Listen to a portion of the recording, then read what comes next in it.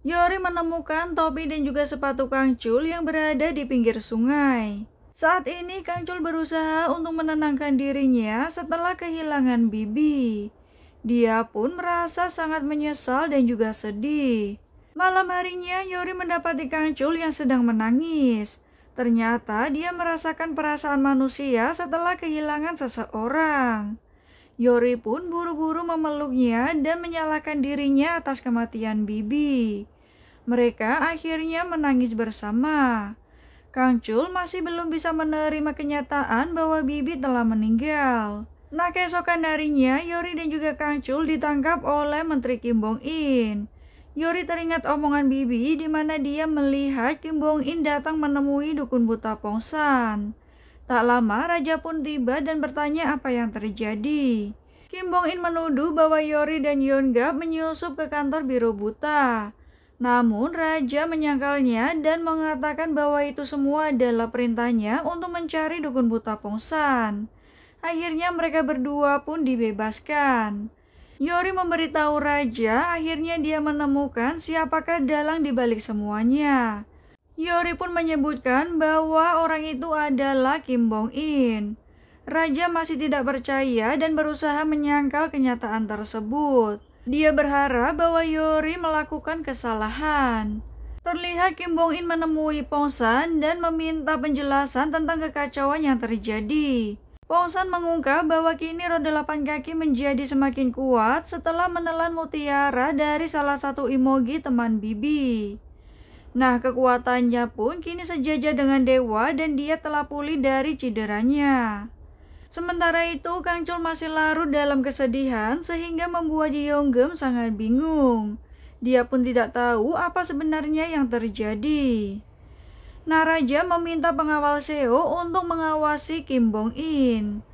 Kemudian terlihat Bisu Gasop dan Yori mendatangi istana. Ternyata mereka ingin mendatangi ratu.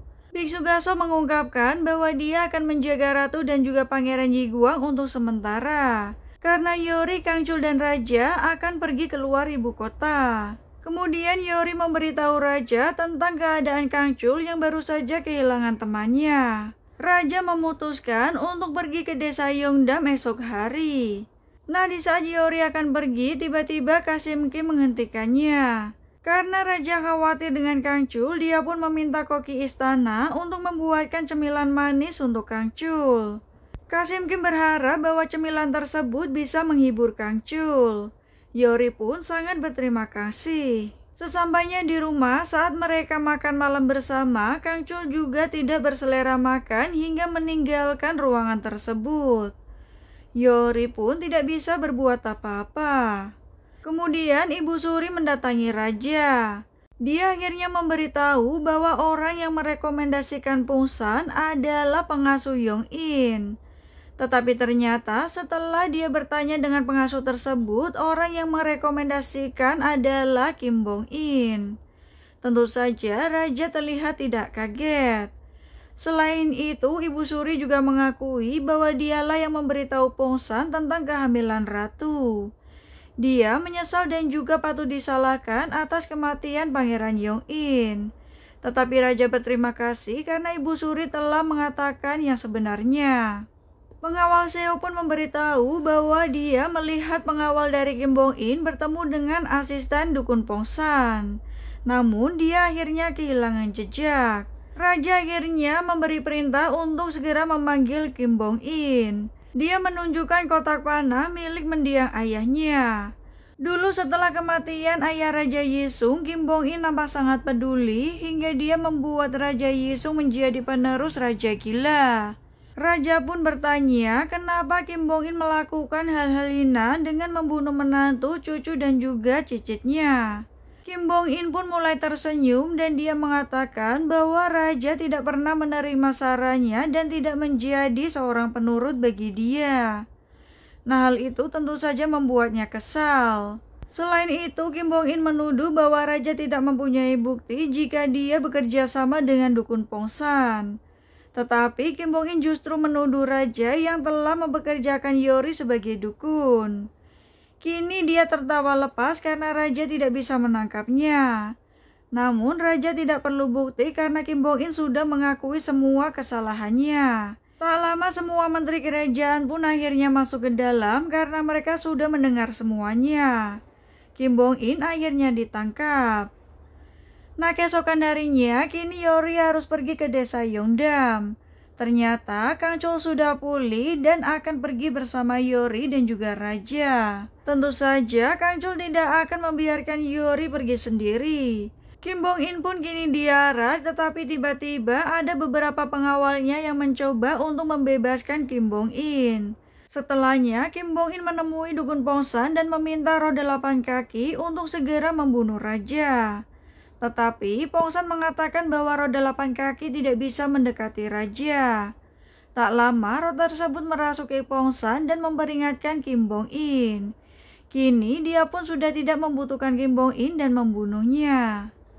Raja, Yori, dan Kang Chul akhirnya tiba di desa Yeongdam. Tuan Choi juga buru-buru menyambut kedatangan Raja. Dia langsung memberikan hormat dan Raja senang bisa bertemu dengannya. Kemudian Kang Chul mencari Inson dan membuat Yori sangat cemburu karena dia tahu bahwa Inson menyukainya. Namun Kang Chul bermaksud karena Inson adalah keluarga dari Tuan Choi, kemungkinan dia tahu tentang apa yang mereka sedang cari. Sementara Kasim Kim masih berusaha mencari tentang buku peninggalan kakek buyut dari Tuan Choi di biro pemerintahan setempat. Tiba-tiba pegawai itu memberitahu bahwa Raja bukanlah orang pertama yang datang ke desa itu. Namun 100 tahun lalu ada pula Raja yang datang ke desa Yeongdam dan berakhir di desa tersebut. Kasim Kim menduga bahwa dia adalah Raja Yunjong. Raja pun mengungkapkan maksudnya datang menemui Tuan Choi. Dia ingin membaca beberapa buku peninggalan dari kakek buyutnya. Karena dulu kakek buyut dari Tuan Choi adalah orang yang menemani Raja Yunjong saat peperangan 100 tahun lalu. Sementara Yori masih mencari keberadaan Inson. Dia pun menemukan bahwa kini Inson dirasuki oleh roh kaki satu lagi. Kemudian Inson terlihat tertangkap oleh pengawal Raja. Namun Tuan Choi langsung menghentikannya dan memberitahu bahwa dia adalah putrinya. Kang Chul pun menyapa kembali roh kaki satu. Yori bertanya apa sebenarnya yang terjadi. Ternyata Tuan Choi menyuruh dukun lain untuk melakukan penenangan leluhur. Namun Yori mengungkap bahwa dukun itu salah besar. Karena yang merasuki Inson adalah roh pendendam. Dan itu adalah roh kaki satu. Akhirnya Tuan Choi pun memberitahu tentang roh tersebut yang ternyata adalah makelar buku. Kematiannya pun 5 tahun lalu dan setelahnya dia mengundurkan diri dari kerajaan.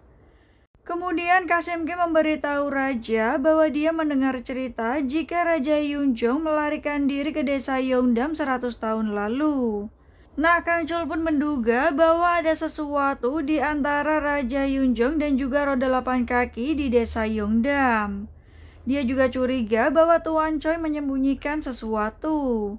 Di saat Kang Chul memakan cemilannya, tiba-tiba Kasim Kim datang. Ternyata dia mencoba untuk menghibur Kang Chul dengan menceritakan dirinya yang kehilangan adiknya ketika kecil. Kang Chul pun bertanya bagaimanakah cara menyembuhkan perasaan tersebut. Kasim Kim mengatakan bahwa dia juga merindukan adiknya. Nah, kini Yori berusaha untuk mengobati Inson. Dia menulis beberapa jimat untuk membuat roh kaki satu keluar dari tubuh Inson. Tak lama Inson menunjukkan reaksi dan roh kaki satu pun akhirnya keluar. Dia mencoba menyerang Yori dan berusaha untuk kabur. Tetapi Kang Chul akhirnya datang. Namun roh kaki satu berhasil melarikan diri dan pergi. Kang Chul terus mengejarnya hingga akhirnya roh tersebut tertangkap. Di saat Yori akan menyegel roh tersebut, dia memberitahu bahwa ada sebuah buku yang ditakuti oleh Tuan Choi. Dan buku itu dia sembunyikan di tempat dia meninggal. Yori pun kembali dan Tuan Choi sudah menunggu mereka. Yori pun bertanya karena roh satu kaki menyebut bahwa dia menyembunyikan buku di tempat kematiannya. Tuan Choi menyebut bahwa Roy itu meninggal di halamannya. Tetapi ternyata Tuan Choi diam-diam masuk ke sebuah gudang. 5 tahun lalu, maklar buku tersebut menemui Tuan Choi dan mengungkap buku yang berusia 100 tahun yang berkaitan dengan keluarganya. Tuan Choi pun meminta maklar itu untuk memberikan buku tersebut. Saat mereka akan melakukan transaksi, maklar itu justru menyembunyikan bukunya. Dan tak lama Tuan Choi datang serta memberikan sejumlah uang yang diinginkan oleh maklar tersebut. Tetapi ternyata maklar itu justru meminta uang lebih dan mengatakan bahwa dia tidak membawa bukunya. Hal itu membuat Tuan Choi marah. Di saat maklar buku itu menyerang Tuan Choi berhasil untuk membantingnya. Dia pun mengambil sebuah pacul yang ada di sampingnya dan membuat maklar buku itu akhirnya meninggal. Tuan Choi juga tidak sanggup untuk mengingat insiden tersebut. Dia akhirnya menemukan buku itu dan buru-buru berusaha untuk menyingkirkannya dengan membakar buku tersebut di bawah tungku. Tetapi tiba-tiba Kang Chul datang dan langsung mengambil buku tersebut. Tuan Choi meminta Kang Chul untuk mengembalikannya, tetapi dia akhirnya bertemu dengan raja dan memberikan buku itu.